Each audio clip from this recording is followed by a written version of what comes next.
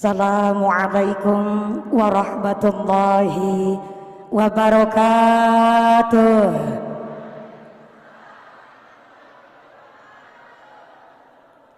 Bismillahirrahmanirrahim. Alhamdulillah, alhamdulillahi haqqa hamdi, wassalatu wassalamu ala khairi khalqi Sayyidina wa maulana Muhammadin wa ala alihi wa ashabihil mujahidin ad-dhahirin, amma ba'd. Hadaratal muhtaramin wal mukarramin, para alim, para ulama, para romo kiai, para masyayikh, para ibu nyai yang kami cadung barokah ilmu dan barokah doanya. Wabil akhos kepada Bapak Menteri Agama Republik Indonesia Romo Kiai Haji Yakut Khalil beserta Ibu yang kami hormati dan yang kami muliakan. Aduhai senangnya diundang Menteri Agama, kumpul para kiai dan juga santri bersama. Putra kiai masyhur, itulah Menteri Agama. Kami titip pesan, jangan cari istri kedua. Menteri BUMN Bapak Erick Thohir, ngurusin negara beliau ahli dan mahir. Bapak Erick Thohir, tolong pakai sarungnya. Kemarin ikut diklat, mana jaket bansernya.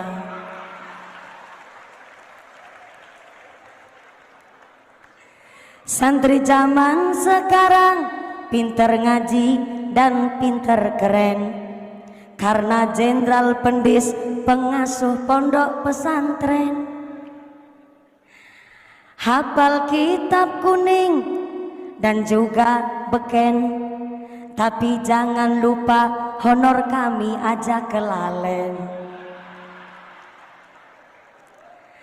Selamat Hari Santri 22 Oktober. Dari kitab Quran kita hidup bersumber. Kalau cari mantu, santri taat dan pinter. Kalau kurang pinter, minum obat pasang puyer. Kepada panjenenganipun Bapak Menteri BUMN Bapak Haji Erick Thohir yang kami hormati dan yang kami muliakan. Wabil akhos kepada Direktur Jenderal Pendidikan Islam Romo Kiai Haji Muhammad Ali Ramdhani yang kami hormati dan yang kami muliakan.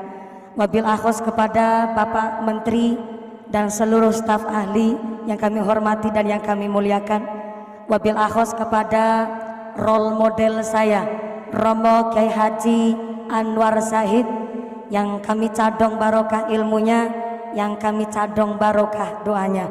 Wabil akhos kepada seluruh para tamu undangan, Bapak Ibu dan rekan-rekan santriwan santriwati yang mudah-mudahan hasil maqasidana dipari ilmu yang manfaat yang barokah, diijabah segala cita-citanya. Bapak Menteri dan seluruh tamu undangan, adalah suatu kehormatan dan kebanggaan bagi saya dari kampung bisa menepati sowan derek datang ke Kemayoran, dan jujur saja baru baca undangannya saja sudah insecure, gemeter sampai minder, karena ternyata setelah saya baca yang rawuh adalah para menteri dan jajaran staf dan seluruh para kiai-kiai dan para santri di Indonesia. Tapi setelah saya membaca tema Hari Santri adalah berdaya menjaga martabat kemanusiaan, saya mantap dari kampung melangkahkan kaki ke Kemayoran, karena dengan martabat saya sebagai seorang santri, minimal di Kemayoran saya diperlakukan layaknya dan manusiawi.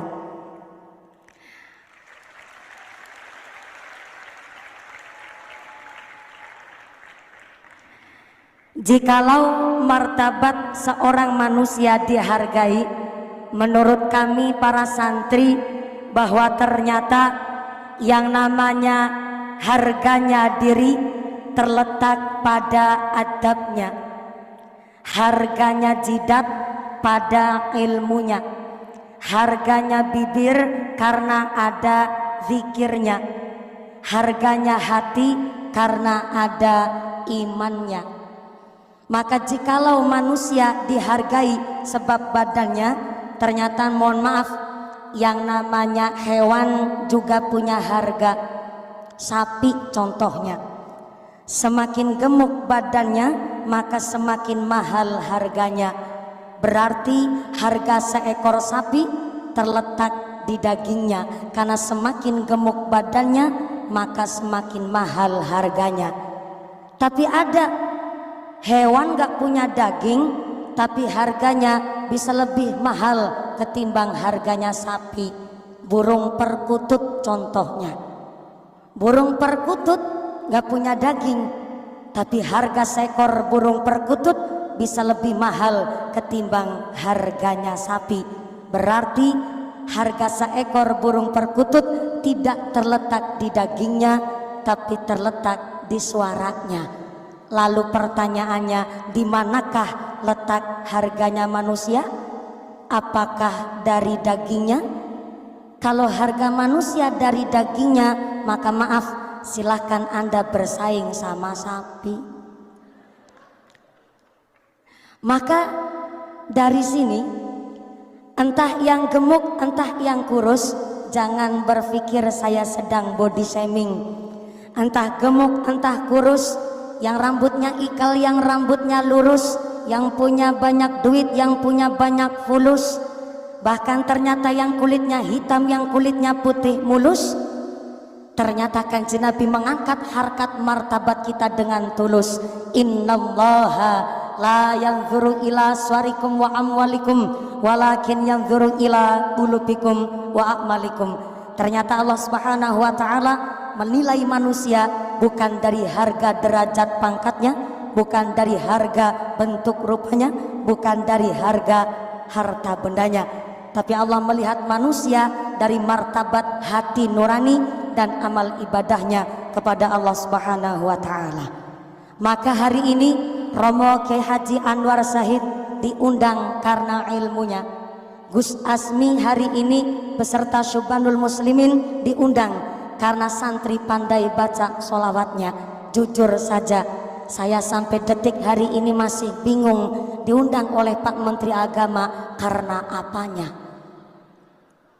Maka mohon maaf, untung saja undangan Bapak Menteri Agama tidak ada persyaratan bahwa tamu undangan di hari santri harus berwajah cantik dan ganteng. Coba kalau undangannya bahwa tamu undangan harus berwajah cantik dan ganteng, maaf, hakul yakin saya dan Kiai Anwar Shahid gak mungkin dapat undangan.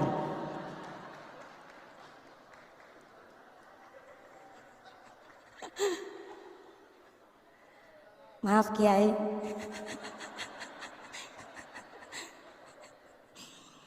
Untung saja di dalam pemerintah Indonesia ini tidak ada peraturan dari pemerintah bahwa membuat undang-undang bahwa yang berparas cantik dan ganteng harus membayar pajak. Kalau yang cantik dan ganteng harus bayar pajak, Gus Asmi bayar pajak, hakul yakin saya dan Kiai Anwar Shahid bebas bayar pajak. Maka dari sini alhamdulillah kemarin telah diresmikan PMA, Peraturan Menteri Agama nomor 73 tahun 2022, bahwa yang namanya bersiul sampai merayu ataupun menatap dengan syahwat termasuk dalam kategori kekerasan seksual.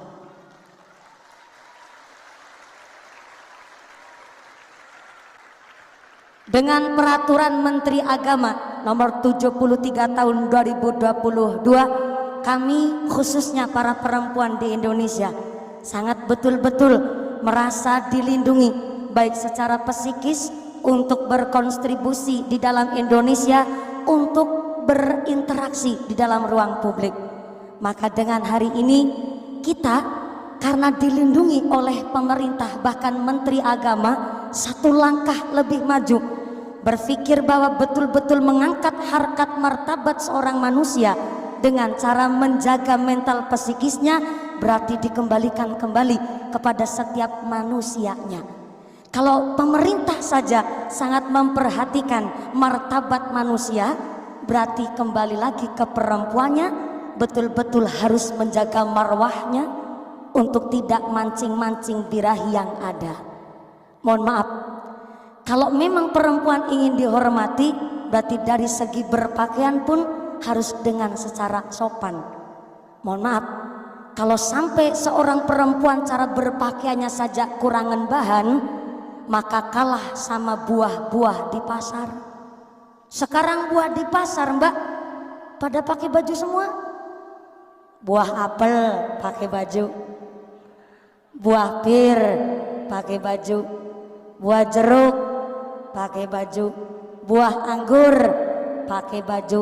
Sampai di kampung saya Cilacap, nangka bergelantungan aja pakai jaket.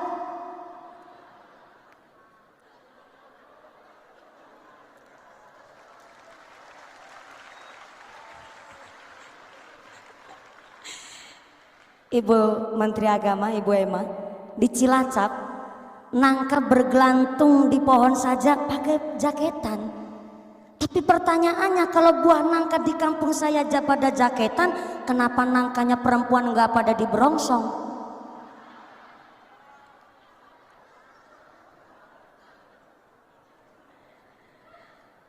Maka hari ini kita sebagai seorang santri harusnya bangga. Karena kita di pondok pesantren, Masya Allah, betul-betul menjaga marwah seorang perempuan. Bagaimana santri putra harus betul-betul dipisah dengan santri putri. Inilah kenapa namanya santri di pondok pesantren dipundasari dengan ilmu yang manfaat, ilmu yang barokah. Karena harus punya pondasi yang kuat dan harus punya dasar. Supaya apa? Tidak tergerus oleh degradasi moral. Karena maaf, kalau santri nggak punya dasar, santri nggak punya pondasi, maka jadinya santri toge. Mbak,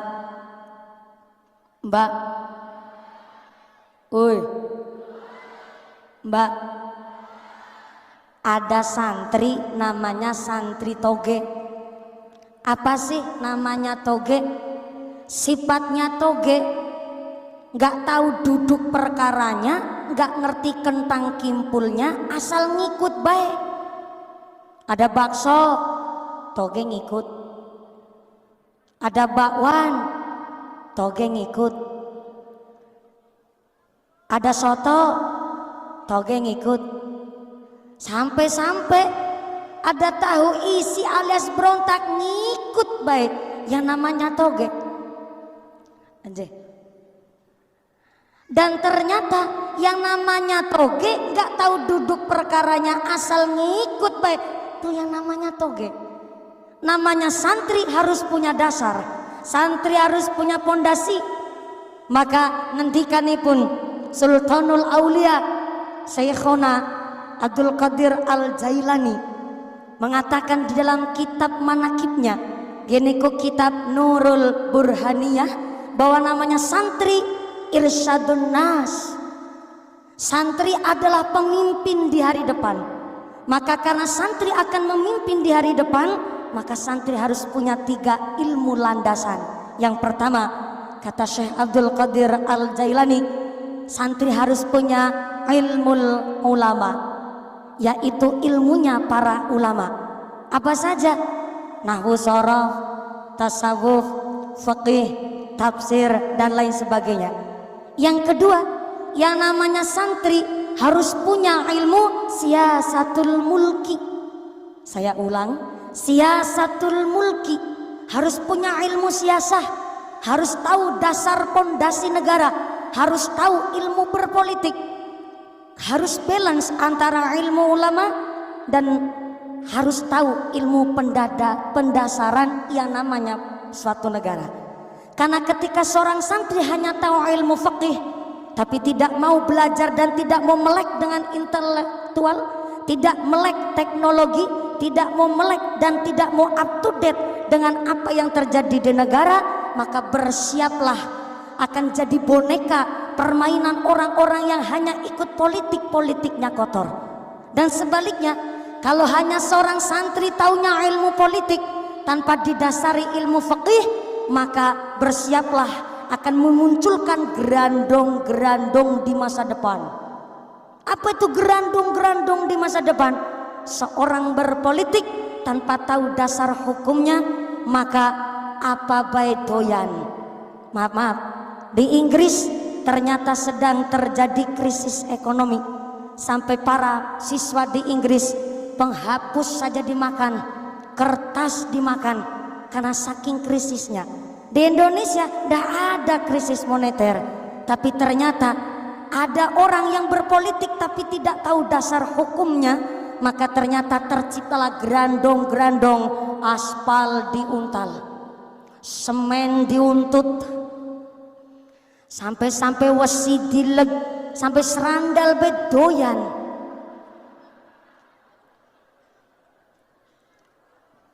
Maka seorang santri irsyadun nas, pemimpin masa depan, harus punya landasan ilmu. Yang pertama ilmu ulama, ilmu fikih, tasawuf, tafsir, hadis dan lain sebagainya. Yang kedua harus punya siasatul mulki, yaitu harus punya ilmu siasah, melek intelektual, melek teknologi. Dan supaya balance, supaya seimbang, maka seorang santri betul-betul harus punya hikmatul hukama, harus punya ilmu hikmah. Namanya santri biasa puasa dalail, biasa puasa nyerowot, biasa puasa Senin Kemis, jam 2:30 pagi sudah dibangunin sholat tahajud untuk qiyamul lail. Inilah hikmahnya seorang santri untuk menjadi seorang menteri. Cita-cita kepingin jadi seorang kiai, jadi apapun yang sukses, maka harus punya landasan pondasi. Supaya apa? Tidak hanya sebagai santri toge, tapi mampu menjadi santri irsyadun nas, pemimpin di hari depan. Kalau nggak percaya, silahkan tanya sama Romo Kyai Haji Anwar Zahid. Beliau dari tadi merem bukan karena ngantuk, tapi lagi ngebatin. Santri ceramah kelamaan, kul wailek suwan. Maka monggo Romo Kiai, beliau adalah role model saya, Ibu Menteri Agama, dan beliau betul-betul menjadi salah satu idol kita di Indonesia, karena beliau menjadi kiai yang begitu kondang dan masyhur, tentu berangkat juga dari seorang santri. Tepuk tangan dulu kangge Romo Kyai Haji kita.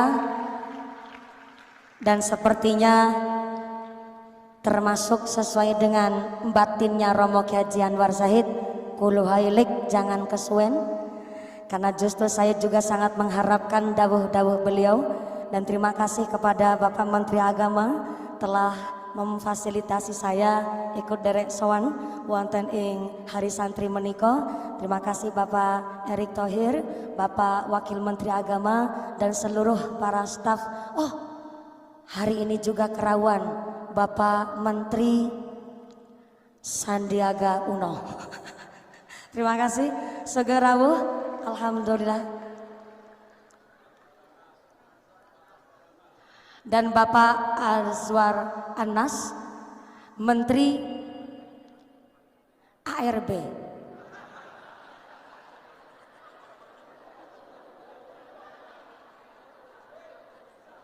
Mohon izin. Ya, siap-siap. Sepertinya nanti harus sambutan terlebih dahulu agar saya juga kenal, mungkin santri juga belum termasuk rati kenal, pangapunten. Hari ini juga beliau sesuai dengan temanya, seorang santri juga Pak Menteri juga, alhamdulillah Pak Sandiaga Uno pakai sarung, alhamdulillah. Sudah mengerti pengantin sunat semuanya ini, alhamdulillah. Mohon izin. Semoga dan alhamdulillah terima kasih atas segala perhatian dan mohon maaf atas segala kekurangan. Selamat Hari Santri dan mudah-mudahan santri sesuai dengan tema hari ini berdaya menjaga martabat kemanusiaan dan kita semua hasil maqasidana ulul ilmu menjadi santri yang manfaat dan santri yang berguna bagi agama nusa dan bangsa. Terima kasih. Usikum wa nafsi bitaqwallah. Wassalamualaikum warahmatullahi wabarakatuh.